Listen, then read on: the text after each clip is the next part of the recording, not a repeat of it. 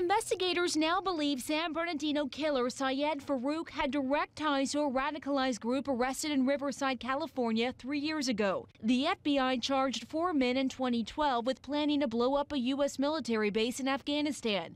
But the FBI is only now learning Farook was in the same social circle as the group's recruiter, Sohail Kabir, who was sentenced earlier this year to 25 years in prison. It shows that there is a network that is emerging very slowly for law enforcement and intelligence community folks.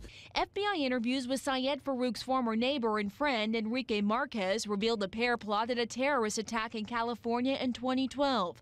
The arrest of the Riverside group that same year may explain why Farook and Marquez decided to abandon their plans. 3 years later, Farook and his wife, Tashfeen Malik, did carry out an attack. This picture shows the training event Farook attended with co-workers before launching the massacre.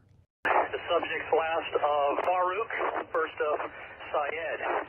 In a meeting with survivors, investigators said Farook left behind a bag of explosives before returning to the event with his wife. The fact the bombs didn't go off meant that maybe he came back to finish the job. The FBI says Farook's wife was radicalized years before coming to the U.S., but she was never asked about jihadist leanings when a U.S. consular official interviewed her in Pakistan last year. We don't have any indications right now that the screening process for Miss Malik was any different than it is for any other fiancé, or that there were any things missing inside this very rigorous screening process. State Department officials say questions about jihad are only asked if red flags are raised beforehand and background checks done by the Department of Homeland Security. If the investigation turns up information that tells us there was something amiss in the screening process, or something we should have done that we didn't, or that the screening process needs to be improved to make it more rigorous, well, we'll do that.